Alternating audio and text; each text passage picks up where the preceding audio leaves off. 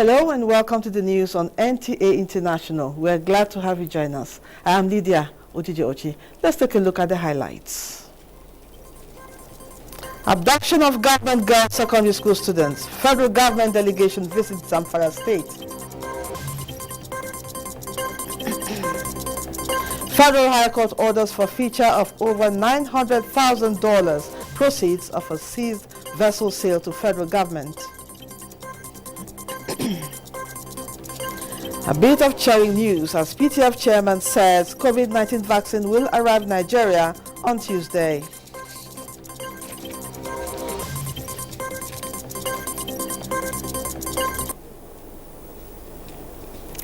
And now the details.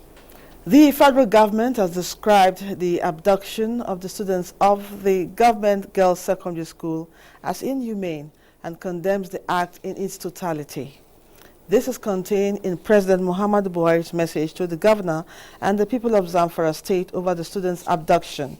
A federal government delegation led by the Minister of Aviation, Hadi Sirika, paid a sympathy visit to the state and enumerates federal government's readiness to beef up security and intensify the fight against banditry and terrorism in the country. The minister calls for collective prayers for the safety of the girls and their quick release. The governor of the state, Mohammed Bello Matawale, thanked President Buhari and reaffirms the state's commitment to synergize with the federal government to fight insecurity. Meanwhile, the Emir of Ankara and Chairman, Zamfara State Council of Chiefs, Alhaji Atahiru Mohammed Ahmad, has described the series of students' abduction in the northern part of the country as a monumental tragedy that spells doom to the education sector in the region, saying decisive measures must be taken to address the profiling crime. The Emir made the remarks when he led other members of the council on a sympathy visit to Governor Bello Mohammed at Government House, Gusau, over the recent massive abduction of students at Government Girls Science Secondary School, Jangebe, in Talata Mafra local government area of the state. The monarch regretted that the Zamfara incident is the fifth in the series of students' abduction in the country within the past few years, with huge negative impact on the education sector in the region. He, on behalf of the traditional rulers in the state, commiserated and identified with the government and families of the abducted girls and charged the governor not to be deterred by the sad incident in the quest to achieving lasting peace in the country. Zamfara State Governor Bello Muhammad, who described the visit of the royal fathers as a morale booster, says efforts to rescue the abducted girls has recorded a significant progress, expressing optimism that the abductees will reunite with their families soonest. Now, the All Progressive Congress has expressed joy over the safe release of the school children, teachers, and their family members who were abducted from Government Science College, Kagara, Niger State. National Secretary Caretaker and Extraordinary Convention Planning Committee Senator John Akpanudu-Edehe, on behalf of the All Progressives Congress, in a statement, appreciated government's efforts at all levels, including non-state actors, which ensured the safe release of the abductees. The statement assured Nigerians that focus is on the safe release of the schoolgirls abducted from Government Girls Secondary School, Jangebe, Zamfara State. Gusau. Chairman of the Presidential Task Force on COVID-19 and Secretary to the Government of the Federation, Boss Mustafa, has confirmed that the expected 4 million doses of the Oxford AstraZeneca COVID-19 vaccines will arrive the country on Tuesday, barring any change in plans. The SGF made this known in a video message released to the media late Saturday night. The vaccines are coming, and they are coming very quickly, bearing any change in the delivery plan that has been released to us by UNICEF. Our vaccines are supposed to, like I said, bearing any change, because the logistical arrangements and other things are in the hands of the UNICEF. We believe that our vaccines should depart India on the 1st of March 2021 at 10:30 p.m. in the night, and arrive Abuja on the 2nd of March 2021 at about 11:10 a.m. in the morning. So we are making preparations for that. But the truth about it is that as we receive the vaccines, this one is coming from the covered facility. About 4 million doses of vaccines are coming from the covered facility on this one trip. We're supposed to have about 60 million in the first quarter from the covered facility.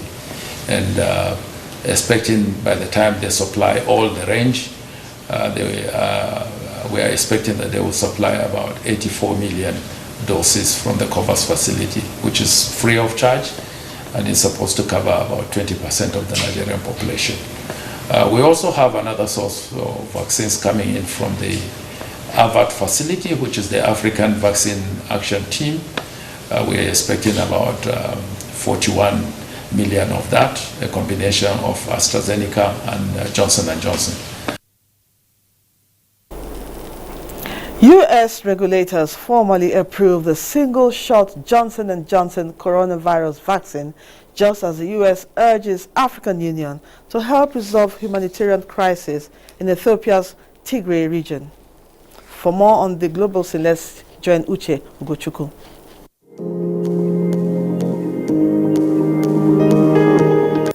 U.S. regulators have formally approved the single-shot Johnson & Johnson coronavirus vaccine, which is the third jab to be authorized in the country.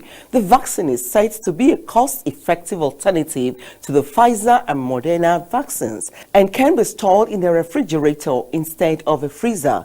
Trials found it preventing serious illness, but was 66% effective overall when moderate cases were included. Meanwhile, Iran has received 250,000 doses of the Sinopharm vaccine donated by the Chinese government. The delivery came on the same day that Iran's total deaths from COVID-19 surpassed 60,000. The country has also recorded more than 1.6 million cases. Now, the global confirmed cases tally crosses 114.5 million, with death toll surpassing 2.5 million. Nigeria, having recorded 341 new infections Saturday, has a total of 155,417 positive cases. On the Ethiopia-Tigray crisis, the U.S. has condemned the reported atrocities in the northern region of Tigray, urging the African Union to help resolve the worsening humanitarian crisis. Hundreds have been killed and tens of thousands displaced in 4 months. In another development, Hong Kong police have charged dozens of pro-democracy activists with subversion in the largest single crackdown on the opposition under a China-imposed national security law. Police confirmed 47 of the 55 best-known democracy campaigners who were arrested last month have been charged with 1 count each of conspiracy to commit subversion and would appear in court on Monday. Thanks for your time. I am Uche Ugochukwu.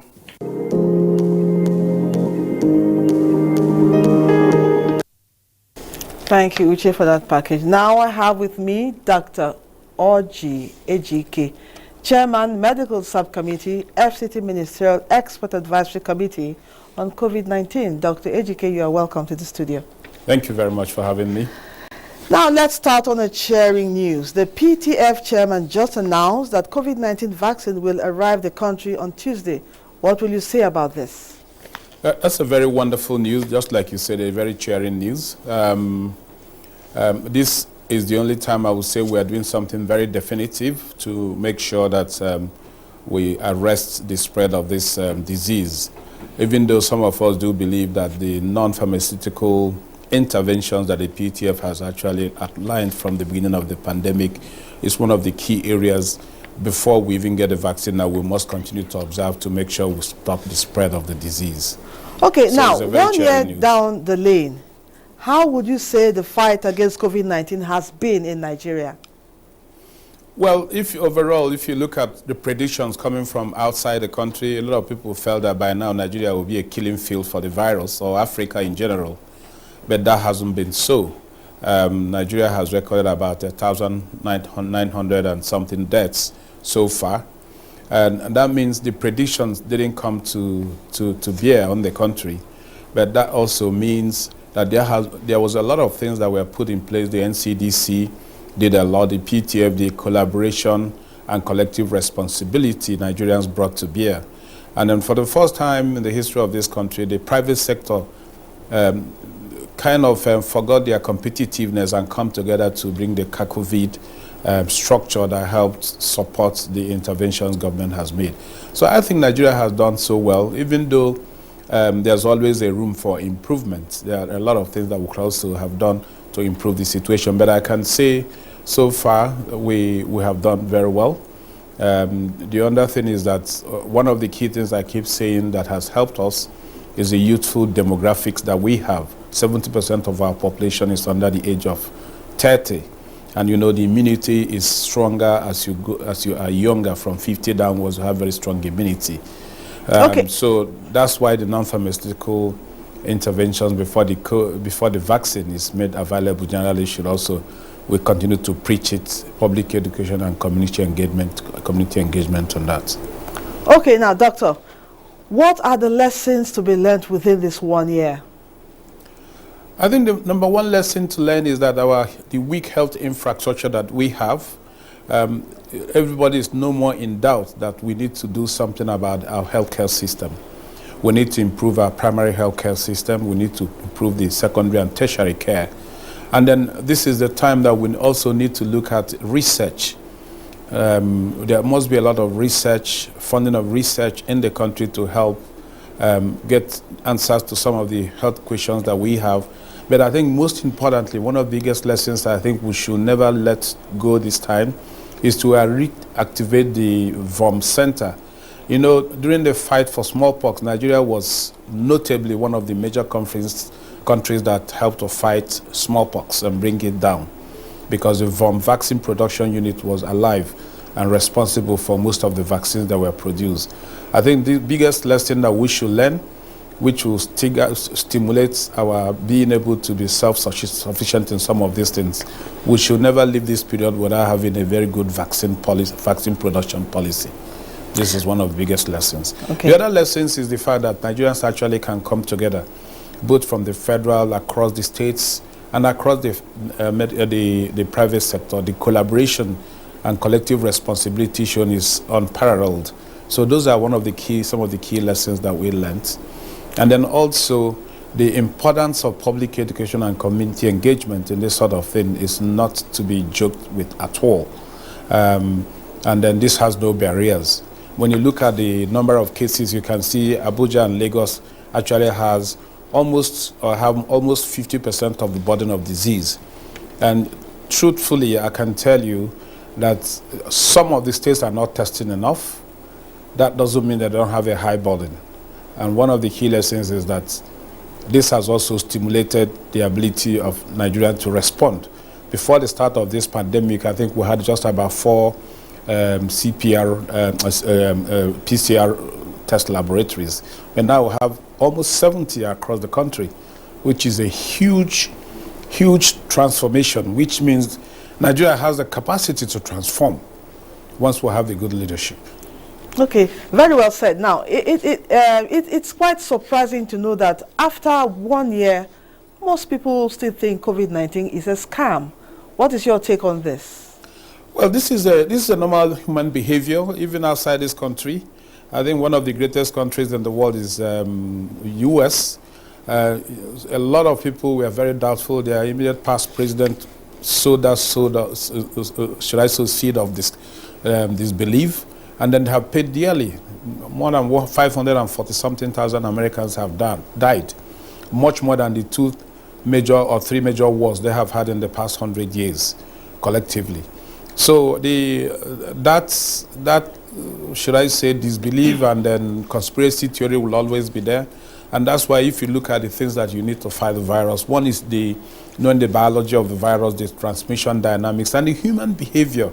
And human behavior is very, very key.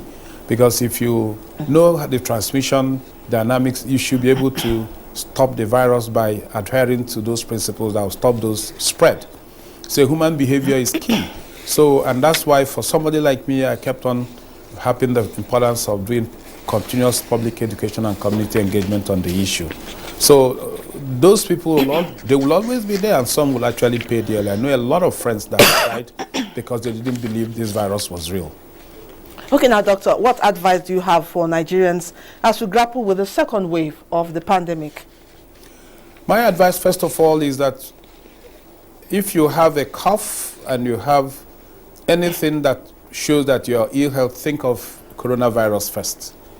Even though it's not the major thing that causes any acute febrile illness, but I think it's safer to think coronavirus first.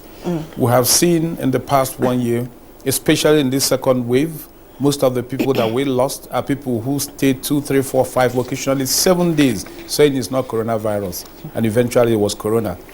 Especially people who are from 60 and above, who have comorbidities. The fact that they didn't start in time actually made some of them lose their lives. And that's why the thing now is, if you have any inkling that you're ill, please rule out coronavirus and start early to see the doctor. It's so important. I can tell you without any equivocation, I have lost 14 of my greatest friends, 7 of them professors, 4 doctors, 2 judges, and so on and so forth. And I can tell you most of those people, first they didn't believe this coronavirus was real, and then even when they had ill health, they didn't seek the a doctor immediately and then agree that corona is real. So one of the key lessons that we must, moving forward, is that we must always believe that this is here and take adequate measures early enough. Thank you so much, Doctor, for joining us on the news. We're grateful indeed. Thank you for having me. We've been talking with Dr. Oji Ejike, Chairman, Medical Subcommittee, FCT Ministerial Expert Advisory Committee on COVID-19. Now let's take a break. The news will be back shortly. Thanks for staying with us. The ongoing membership registration and revalidation by the ruling All Progressive Congress APC has been described as people-oriented initiative, which will further strengthen the capacity of the party at various levels. The Minister of Health, Dr. Osage Hanire, and the former national chairman of the party, John Odige Oyegun, gave the recommendations after revalidation of their membership at their various polling units in Oredo, local government area of Edo State. Jude Abugu was there. The membership registration and revalidation exercise, which is now in its extension phase following the decision of the party to extend the closing date to March 31, has been witnessing tremendous turnout of party faithful and new members in Edo State. The Minister of Health, Dr. Osage Ehanire, and the former chairman of the party, John Odigi Oyegun, are the latest among the prominent members of the party to revalidate their membership in the state. The minister expressed confidence in the process, which he says will determine the party's capacity and capabilities not only in Edo State, but in the entire country. We are very pleased to be here with that revalidation together. So it's a very joyful moment, and I believe this should be the beginning of a renewal of the party in Edo State and in Nigeria in general. John Odigi Oyegun, who is among the founding fathers of the party during the merger that bettered APC in 2013, the revalidation is a sign of commitment, dedication, and loyalty to the party. There have been so many changes over the last few years. People have gone across the party line so many times, some twice over. So we are so confident that we want to know who is APC, so that as we move forward, everybody who registers during this period will be a confirmed, dedicated, passionate member of the APC. Due to the request from many states for more time to accommodate the large number of people currently indicating interest in the party, the National Working Committee of the party extended the exercise in Benin. Jude Abugu, NTA News. Despite insecurity, threats, and communal clashes plaguing some parts of Nigeria, National Population Commission says no place in the country will be left uncovered in its ongoing nationwide enumeration area demarcation (EAD) exercise. Oluseyi Adiagbo reports that population actors are giving this assurance when monitoring the EAD exercise in some local government areas of Kaduna State. Demarcators are seen obtaining data with the use of Geographical Information System (GIS) from one household to another. This new technology used will upload the data collected nationwide and reprocess into a digital form. This process, the National Population Commission says, will enhance transparency.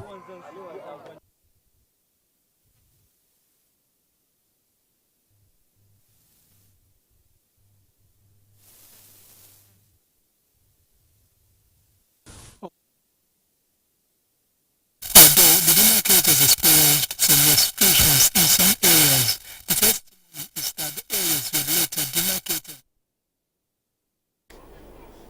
We apologize for the poor audio on that film report. Let's go on. The Federal High Court in PortHarcourt, Rivers State, has ordered the final forfeiture of the sum of $919.202 million to the federal government, bring proceeds from sale of a seized vessel. The court specifically ordered Union Bank of Nigeria PLC PortHarcourt branch to remit the money into the Independent Corrupt Practices and Other Related Offences Commission ICPC federal government recovery account domiciled at the Central Bank of Nigeria. A copy of the order of the court to that effect, cited at the Federal High Court headquarters in Abuja, indicates that the money was lawfully kept in an interest-yielding account with Union Bank in PortHarcourt since 2014, when the seized vessel was sold on the order of court, following the refusal of the owner of the vessel to show up for ownership claim. Justice Ibrahim Sani, while issuing the order following an application by the federal government, directed that the money be paid by Union Bank into the Treasury single account, and that an affidavit of compliance must also be filed. The Independent Investigative Panel on SARS has warned the Nigerian police force to stop frustrating the panel's efforts in the ongoing hearings, as the cases require expeditious hearing for justice to be served. Correspondent Vera Chinguba reports that the panel heard how the police compelled the family of late Simon Nkamkwange to pay for bullets expended by the police in killing him, and yet seized his corpse since April 2020 over an alleged robbery incident. The petitioner, Abraham Nkwankanga, told the panel that his late brother, Samuel Nkamkwanga, was shot at a filling station in Wuse, Abuja, over robbery allegation, and he bled to death in police custody. He said the police extorted 203,000 naira from his family and thereafter cut off communication and refused to release his corpse to the family. The second respondent, IPO Ibrahim, told you that the corpse is where? Is in Wuse General Hospital, but he didn't assess me to my late brother's corpse. Nkamkwanga asked the panel to order the police to pay a compensation of 200 million naira in addition to ensuring that justice is done. The chairman of the panel ordered the police to release the body to the family for burial. Another pathetic story was that of Lukman Saliu, a student of Nasarawa Polytechnic, who is still languishing in police custody since 2015. His father, Suleiman Saliu, the petitioner who lives in Abuja, told the panel that his son left home to resume school in Kogi State, but he was, however, arrested with 11 others and taken into police custody at 4 CID Abuja. He further informed the panel that the matter was taken to court and the court awarded 1 million naira as damages in his favor and ordered the release of his son on bail pending the determination of the suit, but the police failed to release him. The panel also expressed displeasure over the respondents' repeated failure to appear before the panel and warned the police to stop frustrating the efforts of the panel. In Abuja, Vera Chinguba, NTA News. Raise Foundation, the pet program of the wife of the Niger State Governor, Dr. Amina Abubakar Sani Bello, says it has earned a foreign grant of about 14 million naira to cater for at least 50 victims of gender-based violence in the state in a spate of every 5 months. Program Manager of Raise Foundation, Moses Ukama, disclosed this during a press conference at the program office in Minna. Fatima Usman reports. Based on 20% increase in violence during COVID-19 lockdown, the United Nations Population Fund estimates the acute respiratory pandemic has the potential to cause 15 million additional cases of gender-based assault worldwide for every additional 3 months of solitary confinement. Efforts to mitigate this ugly trend necessitated increase in advocacy by people of vested interest and organizations. Latest in this direction is the Commonwealth and Development Office program, which seeks to protect the rights of women and children affected by gender-based violence across 3 states in Nigeria, which raised foundation championing the cause in Niger State. The amount we got for the support is about 14 million. The number of persons, if reported, that we can intervene for, there's no limit. But on the project, we are looking at a minimum of 50 women who would benefit. Having identified challenges of the victims, the initiative is therefore designed not only to cater for both medical and physical needs of the vulnerable groups, it is also saddled with the responsibility of providing legal services, economic empowerment, as well as shelter. All this raised foundation, the pet program of the wife of the Niger State governor, says is poised to be achieved through collaborative efforts with relevant stakeholders. In Mina, Fatima Usman, NTA News. And our next report from Ilorin says the Minister of Information and Culture, Lai Mohammed, has described the late Olupo of Ajashepo, Oba Sikiru Atande Sani, Ilufemi Loye Woleola II, as a bridge builder and a selfless monarch that was committed to the growth and development of his community. The minister stated this when he paid a condolence visit to the good people of Ajashepo and the Olupo in council. Kainde Omolosho was there. The Minister of Information and Culture, Alhaji Lai Mohammed, was received at the palace of the late monarch by the acting president of Ajashepo Descendants Union, Yakub Ayola. The minister expressed shock over the monarch's death, particularly at this period when his counsel and advice will be needed towards nation building. He called on the people of Ajashepo to see the death of Oba Sikiru Atanda Waliola as the will of Allah and should be consoled that the first-class traditional ruler lived a life worthy of emulation. The minister, while consoling the deceased wife, Olori Fumilayo Waliola, prayed Allah to give the courage and strength to bear the irreparable loss. He believed in truth, and he always told me that, look, if not for God, he would not have been the king. That he was the least favored, but it was God's wish that was there, and that he never for 1 minute forgot that. I'm sure the whole town, the whole state will miss him, but our prayer is that we get a successor whose tenure will be as successful and as fruitful as his own. Until his death on Monday, February 22, 2021, Oba Sikiru Atanda Waliola II was the chairman, Igbomina Ekiti Traditional Council of Chiefs. He was aged 69. Kainde Omolosho, NTA News. And that's the news. Always remember to connect with NTA to stand against rape and rapists. I am